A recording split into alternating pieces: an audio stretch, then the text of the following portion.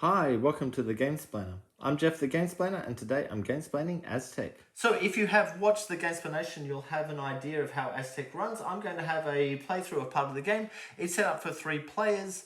Let's get into it. I don't know how this is going to run because realistically this game does require people to not know what's going on.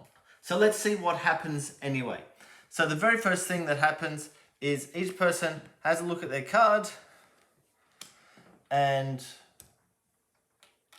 throws some stones onto the back of what they're gaining.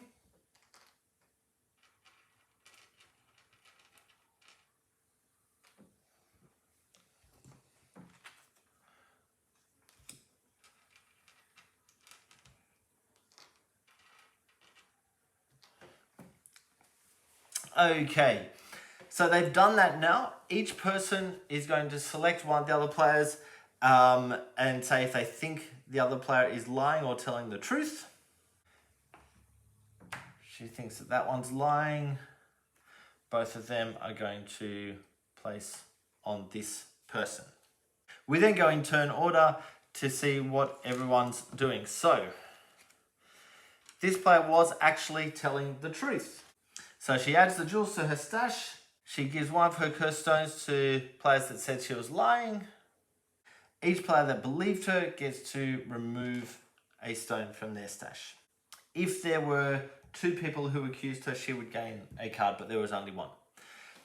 Okay, this person has had no one accuse him, so he gets those, even though he was lying about it.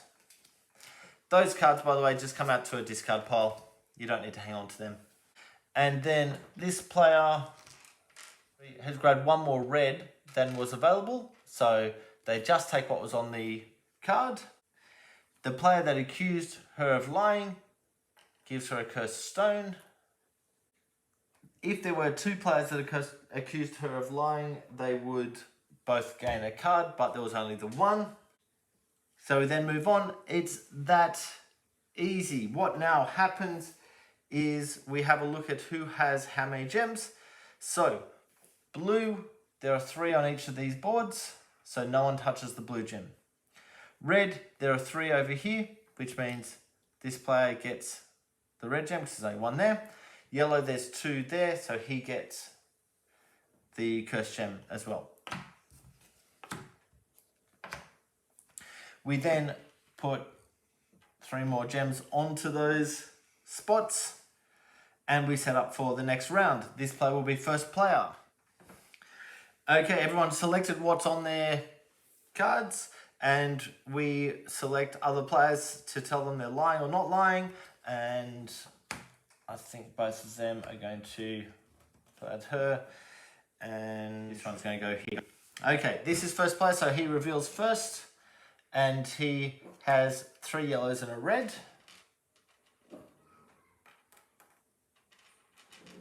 So he's totally been caught out as lying by the other players. Each player that accused him will give him one of their gems, the cursed gems that is.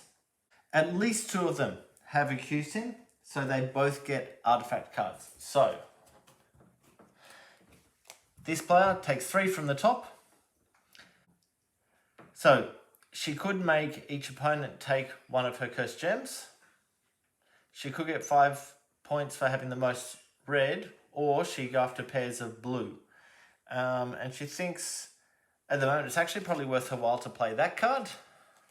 So the other 2 go to the bottom of that deck. That card must be played straight away because it's got the symbol in the bottom right-hand corner. And each other player takes one of her cursed gems. That then goes to the bottom of the deck also. This player now takes 3. And she can do that one, but she's only got 1, so there's no real point in doing that. Destroy an artifact, there are no artifacts to tell, so there's no point in doing that one either. This one's going to get her a point for every pair of red and blue, so she might hang on to that for game end purposes. Okay, and then we move around to this player who doesn't have anyone accusing her, so she just gets to take the things, and she was telling the truth as well. But it doesn't matter, she just gets to take the things. We now have a look who has the most blue. This player has the most blue, so she gets 2. The most red is this player, so she takes 1, and the most yellow is that player, so he takes 1. Those 3 are then replaced, and we play on. I think you've got a pretty good idea of how the game actually runs, so I will leave it there. I know this is only a short video, so I do apologise, but there it is. Just so you're aware, if this was the end of the game, what the points look like is, for every group of these 3 colours, they'll get 2 points. So this player has 2 points. He only has 1 yellow and 1 blue pairing, so it's 1 more point, so that's 3 points, but then it's -2. So this player has 1 point only. This player has 1 group of the 3 colours, so it's 2 points. 1 pair of the blue, so that's 3, and then -5 points off that, so it's actually -2 points. This player has 2 groups of the 3 colours, so that's 4 points. 2 pairs, so that's another 2 points, so that's 6 points.